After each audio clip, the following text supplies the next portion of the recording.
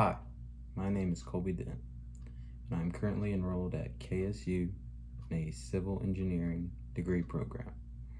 Today I'm going to talk to you about the origins of civil engineering.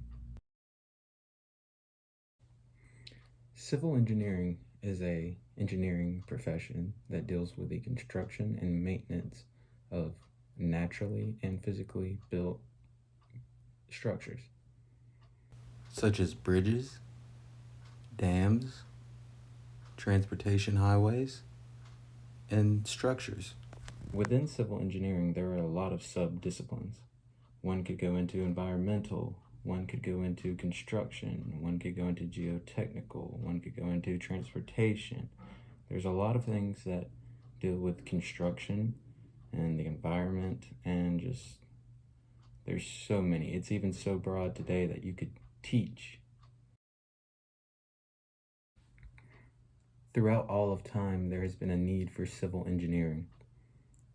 There's always a need for something to be improved or something to be invented.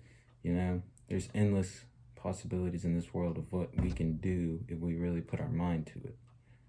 And there's always been a need to construct shelter, to develop a way to move materials, how to gather and clean water. There's just so many things that we needed to do as a civilization to improve, to make our way of life better. One of the earliest examples of civil engineering can be described by the Great Pyramids of Egypt that were built around 4000 BC to 2000 BC. The Great Pyramid is made up of about 2.3 million stone blocks, all on one foundation, with each of these stones weighing in from 2 to 16 tons. Overall, the construction of the Great Pyramids of Egypt showed the advancements that civil engineers had made from the beginning of time.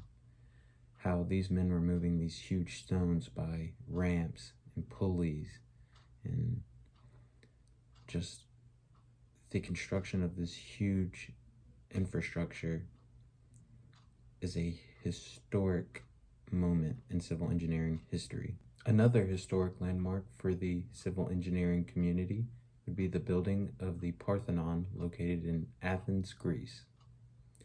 This infrastructure was built around 490 BC and has still stood to this day. And why this is so important is because this building was engineered to withstand anything. And it did.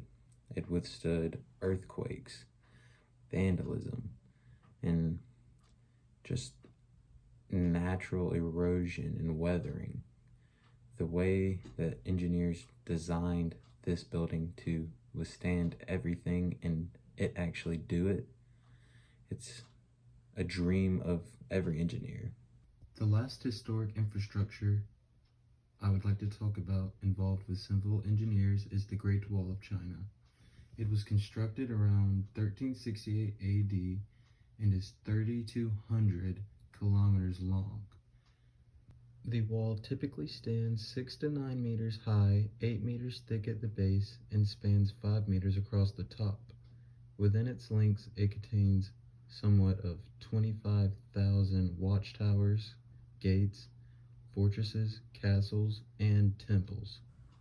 The Great Wall of China was a huge advancement in civil engineering because engineers learned that if you have a strong enough base, and this is why the Chinese that built it flattened the earth where they started the building, because if the ground is strong enough and the stone that you have at the bottom is big enough and thick enough, you can build to a height much higher than you would expect, given that the ground under is stable enough. Civil engineering can be described as the backbone to modern civilization. Because think about it, where would we be? Civil engineers give us the structure. They plan out how we're going to do it, where we're going to do it. They think about the environment around that structure. Like, how are we going, will this be a stable enough environment to build this structure in? They also brought us bridges. How would we cross landforms, oceans, move across places? They also give us dams. How would we get fresh water from filtration or get energy from dams? They also give us transportation, as in roadways, railways, airports. There's all kinds of things civil engineers do in today's modern world that really goes unappreciated. To become a civil engineer, you must acquire the right licensure required by your state. And each state has its own guidelines, but they all sort of follow the same path. In most places, it's called your PE, which stands for your Professional Engineering Licensure. But even when you get this licensure, there is a lot of government regulations, including numerous laws and rules that must be followed when you are working on a project or plan. This is to prevent anything that may hurt the environment or your own employees or people working on the project. And you must adhere to a lot of regulations and safety guidelines relating to materials, tools, and procedure of how things are done. But this is just all for safety and just making sure things are done the right way. So if anything does go as unplanned or anything, just suppose an accident happens, if you follow the guidelines that are presented to you and that are preached to you by the government, that they will help you secure a safe site. Now you might be thinking, what can civil engineering do for me? And honestly, I'm just a college student trying to get this degree that I fully enjoy. But 3 good reasons I can give you. First one being job flexibility. Now, civil engineers are not just people who build big buildings. If you look it up on Wikipedia, it's just people constructing a large building, but it's much more than that. It's transportation, it's the structures, it's figuring out how we are going to build these structures, where, what are we going to do with the land surrounding the structures. There's so much more in depth than just putting a structure up. And because you have to know all of these different things for this degree, it's so broad what you can do whenever you get your degree. It's not just, oh, you're going to be a structural engineer. Oh, you're going to be an environmental engineer.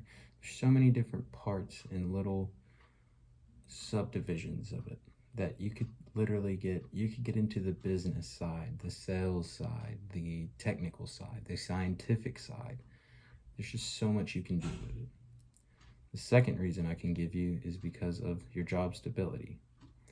Once you get your degree, you can pretty much go anywhere in any place and find an engineering job. Engineering is one of the most needed jobs in the world. And the third reason is your financial situation. Most engineers start out with around 60 to 70,000 right out of college, which is very well.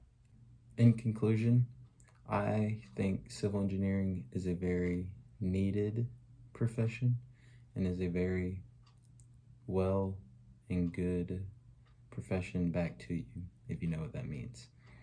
But if you're struggling on thinking of a major and you enjoy some math and science, or even if you don't enjoy it, you're just pretty good at it, give it a try, man. You never know how much you might like it. Best regards, Colby Dent.